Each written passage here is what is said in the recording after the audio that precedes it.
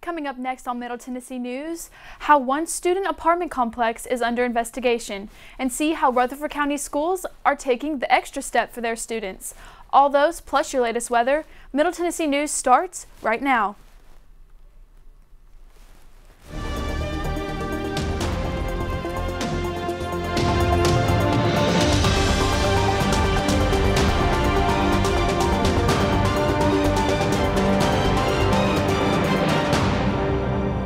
Thank you for joining us this evening. I'm Cheyenne Avila. Welcome to Middle Tennessee News. We are coming to you with some breaking news out of Rutherford County. A Clarksville juvenile inmate escaped from police custody during a transfer from Clarksville to Rutherford County. The inmate is considered to be armed and dangerous. Police have been advised that there is a .45 caliber handgun on his person. The escapee is a 5'8" black male wearing black and white jumpsuit in a charcoal gray 2019 Toyota Tundra. He was last seen on Church Street in Murfreesboro. Police are warning Murfreesboro citizens to be safe and be aware. This is a developing story. We will keep you updated when more information is released. Murfreesboro police investigate a bomb that went off at the popular student apartment complex, the Vi. Police officers responded to a possible explosion that was caused by an improvised explosive device. Nobody was injured. Part of the complex was evacuated as a precaution. This incident is still being investigated, and we will keep you updated once more information is released. La Vergne recently had their monthly mayor and alderman meeting and addressing issues within the city. Tensions ran high as citizens criticized Mayor Jason Cole on how he is currently performing at his job. One Hispanic citizen accused the mayor of running a hate website that targets minorities in the area. The main concern addressed at the meeting was the La Vergne residents' water bills and water bill payments. The most important things we're going to discuss tonight is a resolution to dissolve the water bill, the outstanding water bills for debt collection that will help some of the citizens catch up on their bills. And because of our new system, we're able to go ahead and migrate everything and get everyone up to date on their water bill payments. The meeting also opened up with local Boy Scouts conducting the Pledge of Allegiance. The next meeting is scheduled for May 7th. MTSU police investigate a sexual assault that was reported on campus earlier Monday morning. Police say that the assault allegedly occurred near the Rutherford Boulevard parking lot. The victim is not a current MTSU student, and police do not know the relationship between the victim and the suspect. Even though this is still under investigation, the university still sends out alerts to keep students updated and aware of the potential dangers. If you or someone has been a victim of sexual assault on campus, report to the University Police at 615-898-2424. The Murfreesboro City School Board added to their current regulation regarding homeless students. They are going to be taken under more consideration due to their conditions. Students are getting more leniency regarding the time that their vaccinations can be turned in. Schools are also providing additional services to help these students get those records quicker.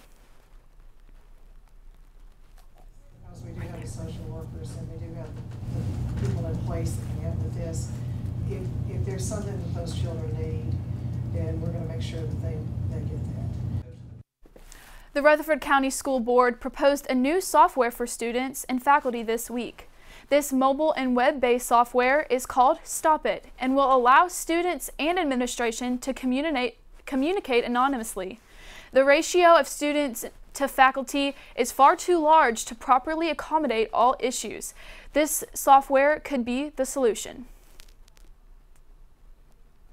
We don't have the staff to accept messages 24/7 on every small event, such as a minor bullying situation. Students will have the ability to report bullying, inappropriate student and teacher relationships, substance abuse, and any other personal issues. The overall goal of this technology is to create a safer and more positive school environment. Now, an update to a national story we brought you a couple of weeks ago.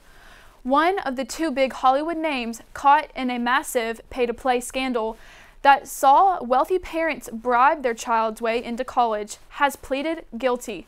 Meredith Wood has all the details and what that could mean for other defendants who haven't cooperated yet. Federal prosecutors in Boston say actress Felicity Huffman will plead guilty for her role in a college bribery scam. Huffman and 10 other defendants have agreed to plead guilty to 1 count of conspiracy to commit mail fraud and honest services mail fraud. Several others have submitted guilty pleas to various other charges. We believe all of them, parents, coaches, and facilitators, lied, cheated, and covered up their crimes at the expense of hardworking students and taxpayers everywhere. The Desperate Housewives actress was accused of paying $15,000 to facilitate cheating for her older daughter's SAT test. Huffman then disguised the payment as a donation to a fake charity set up by Rick Singer. Singer is accused of being the mastermind behind what prosecutors call the largest college admissions cheating scheme ever prosecuted in the U.S. Singer pleaded guilty last month to multiple charges, including conspiracy and obstruction of justice. In a statement released Monday, Huffman apologized for her actions and said in part, quote, "My desire to help my daughter is no excuse to break the law or engage in dishonesty." According to the plea agreement she signed, the government is recommending jail time at the low end of the sentencing range, followed by 12 months supervised release and a $20,000 fine. I'm Meredith Wood reporting. The city of Murfreesboro is thriving with locally owned small businesses, but not everybody knows that they're there. Murfreesboro might appear to be just another college town, but at the heart of this true blue city are some of its best kept secrets: locally owned small businesses. These establishments can give a city personality and many of its residents a sense of community, but not everyone knows they're there. For Murfreesboro, that's businesses like Quinn's Mercantile. We really strive to have products that are individualized and that you don't see in every other store. Quinn's is a one-of-a-kind gift shop full of novelty items that opened in Murfreesboro 3 years ago. Some small businesses support their community by incorporating it into their establishment. Stacy Higdong, owner of Sugarees, sells clothing made by local artists in her boutique. I support local artists and I support small independent artists. Some small businesses even act as a place for the community to come together. I never realized we had so many geeks in Murfreesboro until we opened the pub here. The Green Dragon is a Lord of the Rings themed pub where fans and family alike come together to enjoy pub-style food and local brews. We are a family pub. We close at 9 o'clock. We have a kids' corner. We have books and games for kids to read and play with. And we're open to everyone. On the outside, Murfreesboro may look like just a college town, but the community surrounding locally owned small businesses makes it much, much more. One of my friends once said, I wasn't born here and I wasn't raised here, but I got here as quick as I could. So whether you're looking for some unique finds or want to support the businesses, these may be some places to try. Now I know over the past couple of days we've had just tons and tons of warm weather. And going into the weekend, Jonathan, do we have any more hot weather, or just let us know what's going on? Well, as we know, today has been a really great day. Lots of sun with a high of 81 degrees and not much humidity or clouds to be seen, though the wind has been whipping up quite a storm with flinging hair and loose articles of clothing all over the place. It's reached up to about 11 miles per hour, and here you can see I-24 nice and clear due to the sunshine. It looks like no one's decided to get into an accident yet to stop up the whole highway, but that will probably happen during the rush hour commute back home. As for today, the humidity was at 90% with winds at 6 miles per hour. Though it doesn't seem that fast, it was definitely fast when you're on the ground. As for tonight and the next 5 days, you'll have to stay tuned to Middle Tennessee News later on. Back to you, Cheyenne. Still ahead on Middle Tennessee News, see how one group is helping to clean up a Tennessee crisis and how we remember an unlikely anniversary. That's coming up next on Middle Tennessee News.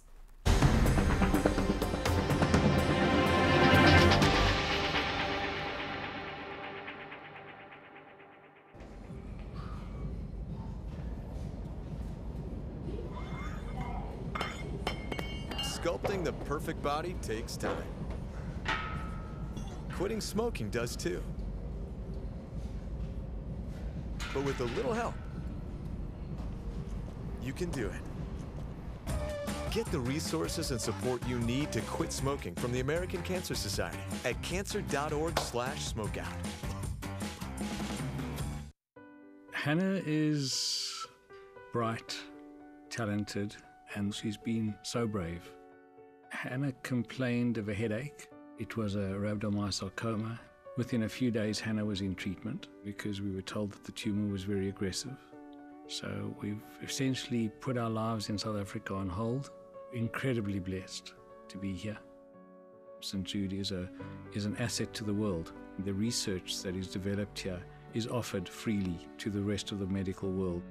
The entire way that the place operates is just to give and to care.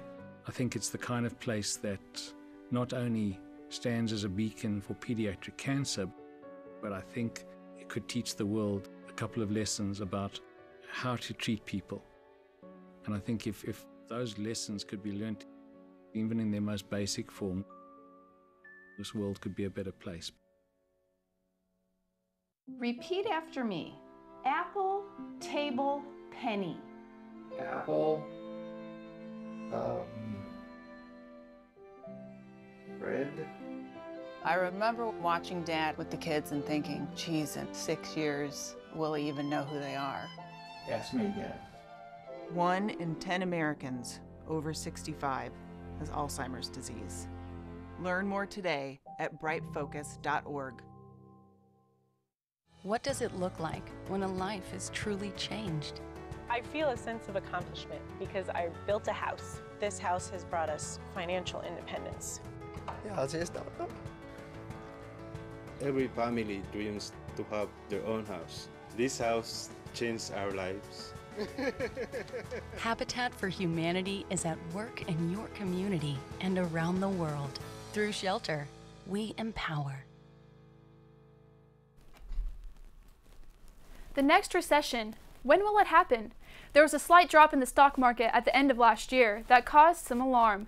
Studio M reporter Joseph Choi spoke with a consumer researcher about what this means and what we should expect.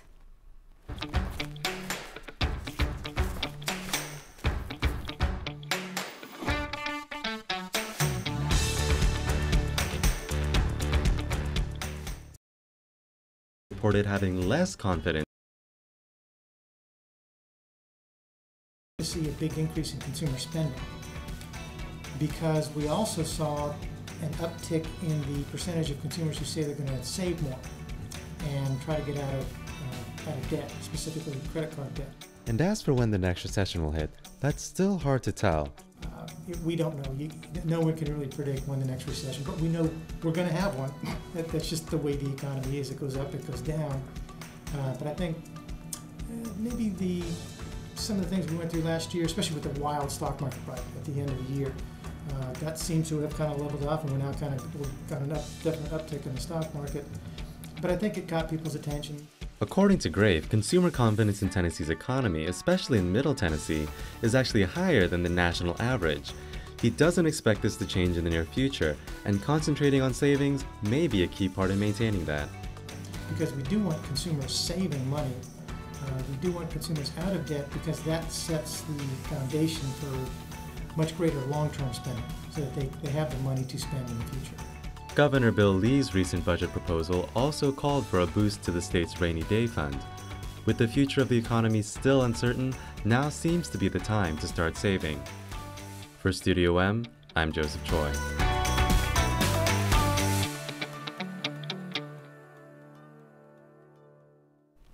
Although things look uncertain right now, Dr. Grafe says that Middle Tennessee's economy is strong due to its diverse makeup, that along with new business growth could help shield the area from economic downturn. Wilson County is experiencing an opioid crisis, but there is a certain group that's helping to clean it up. Drug Free Wilco has their monthly general meeting to talk about what their group is doing to help prevent and stop the opioid crisis. Their group started off with 4 people, now they have over 30. Wilson County alone, there was a large number as well. And Out of 100 people in Wilson County, 93 of those were prescribed opioids. I'm not sure about Lebanon or Mount Jib, but we have taken in probably over 1,500 pounds of pills, and that's just pill weight. That's not including the bottles and everything else. That's pill weight. Last year, over 1,500 pounds of pills were collected last year alone, and that's just pill weight without the bottles. But last April, we had almost 200 pounds. Many different pharmacies in the Wilson County area have patients that are prescribed pills, and it doesn't matter the reason. These pills are the cause Wilson County is in such a major crisis. We're coming together in this community, and we come together on May the 4th at Pickett Wecker United Methodist Church, and it's going to be a large gathering. It's going to be a lot of information exchange, a lot of giveaway, but most of all, love in the air. Tennessee Department of Mental Health and Substance Abuse Service is showing Drug-Free Wilco new drugs to help with opioid addiction. In Murfreesboro, Josh Cummins, Middle Tennessee News. For more information about the opioid crisis, you can contact Tennessee Department Assistant Chief Pharmacist Eric Alschensinger and at ericat.gov. Today marks the 10-year anniversary of the Good Friday tornado that struck Middle Tennessee. The Good Friday tornado is as it's been called over the years, tore through over 20 miles of Rutherford County and took 2 lives while injuring 58 others. At its peak, the tornado reached an EF4 with winds reaching an estimated 107 miles per hour, with an astonishing width of half of a mile. The tornado caused damage to over 300 homes, splintered trees, and tore through power lines and tossed vehicles. Still ahead on Middle Tennessee News, sports, sports, and sports. Get the latest on what's going on in sports and what to expect in weather.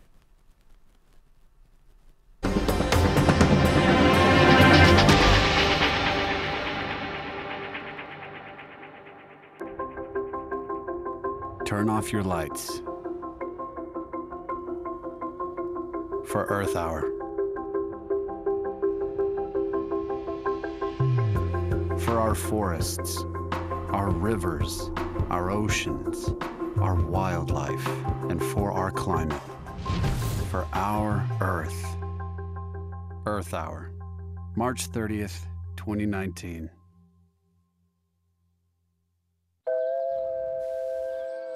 Your zip code. Just one number different, and you might have a whole other life.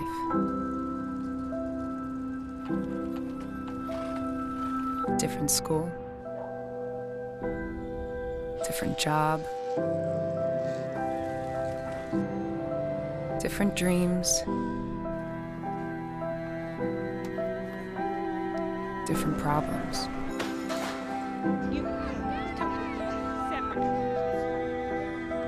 In America, the zip code you're born in can determine your future. The Y works to change that, with programs and services that help everyone thrive, no matter who you are or where you're from. For a better us, support your local Y today. Breast cancer kills more than 41,000 people each year in the U.S. alone. That's unacceptable. That's why by 2026, Susan G. Komen will cut the number of breast cancer deaths in half.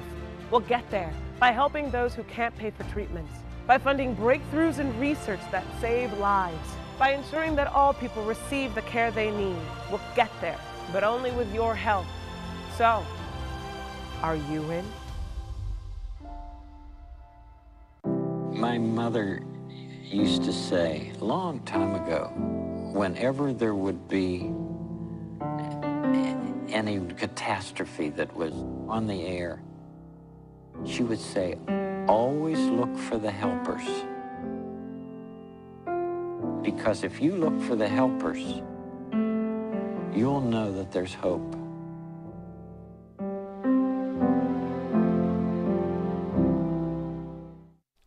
Hey, and welcome back to Middle Tennessee News. I'm Jonathan Sasser with the weather. So for current forecast that we have today is that it's the highest 81 degrees and sunny skies, as you can see here, and with a humidity of 42% and winds of 16 miles per hour. And when we go into tonight, the temperature is going to drop to 59 degrees with a humidity of 42% and winds still at 16 miles per hour. However, once we get into the weekend, as we look at the 5-day forecast, as you can see, the sun's not going to last for long. It's going to start raining coming Friday, Saturday, Sunday, and Sunday, with the highs at 70 degrees and lows at 55, 62, and 62 again, with Monday being partly cloudy skies with a high of 73 and a low of 41. Anyway, that's your 5-day forecast. Back to you, Cheyenne. Still ahead, Jonas brings us the latest in all things sports. That's coming up next when we come back.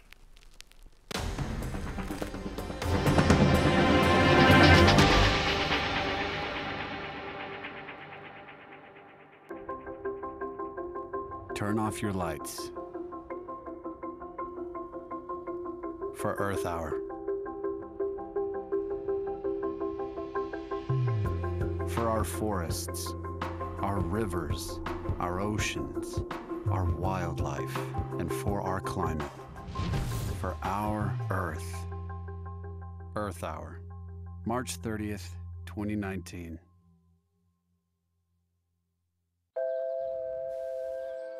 Your zip code.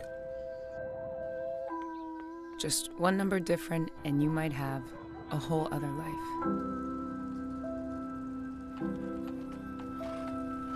Different school, different job, different dreams, different problems.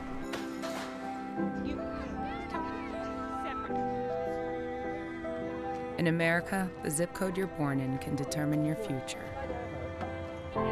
The Y works to change that, with programs and services that help everyone thrive, no matter who you are or where you're from.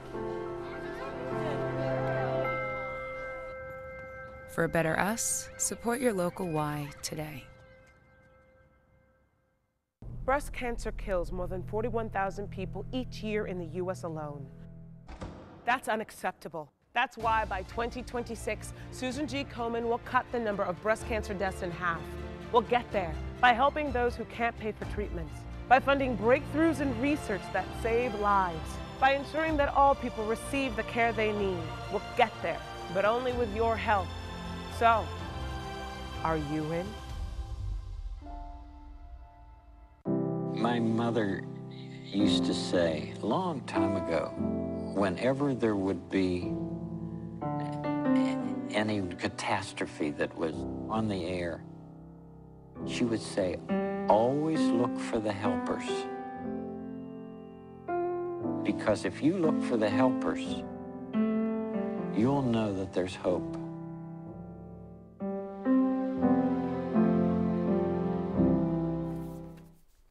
Welcome back to Middle Tennessee News, and it's that time of the year again where you get to hear Smashville as loud as they possibly can as the Predators begin their trip for Lord Stanley's Cup in the playoffs last night against round one opponent Dallas Stars.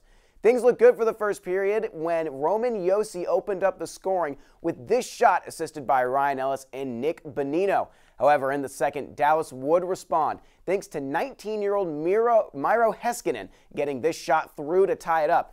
The third period, though, is where things got a little out of hand for Nashville. 6 minutes into the third, it's the rookie Heiskanen again with the snipe. That man is younger than me, and he's got 2 goals in the Stanley Cup playoffs. He brings Dallas to a 2-1 lead, and not much longer after that, Mats Zuccarello brings the Stars' lead up to 2 with this goal, now 3-1 in the third. The Preds would respond, though, with a PK Subban goal, but it wasn't enough as Dallas held on to win this game 3-2. Nashville gets another chance to win at home in Game 2 on Saturday before heading to Dallas for Games 3 and 4. Now on to baseball, the Blue Raider team is looking to bounce back after a couple of tough losses in the previous 2 days. Their last series against WKU, shown here, ended in a sweep of the Hilltoppers, but the 2 games since that series have been tough to MT, losing to Vanderbilt 15-3 and then Murray State the next day 12-8. Their next series against UAB will be big to try to break their slump and continue their CUSA success. The Blue Raiders are 7-5 in conference play, good enough for 5th in the standings. The Blazers, meanwhile, are hanging at the basement of Conference USA with a 2-10 conference record. This series is starting up tomorrow at 6 p.m. here at Reese Smith Jr. Field. And after a successful last meet, the Middle Tennessee track and field squad gears up for another showing at the Tennessee Relays. MT went the distance with 6 first-place finishes at the Tiger Track Classic in Auburn last weekend. And one of the players to look out for is senior standout at BK Egbeni. The 2018 CUSA Female Athlete of the Year finished both of her events first in the Tiger Track Classic. She finished her 400-meter run with a 52.64 time, her personal best for the season. Because of this, she earned Conference USA Female Track Athlete of the Week. The Tennessee Relays start today and go until Saturday, April 13th. All the sports across Middle Tennessee, I'm going to send it back over. Thank you for joining us for Middle Tennessee News. I'm Cheyenne Avila. If you missed this or any of our shows, you can watch them on our website, middletennesseenews.net. We'll see you next week.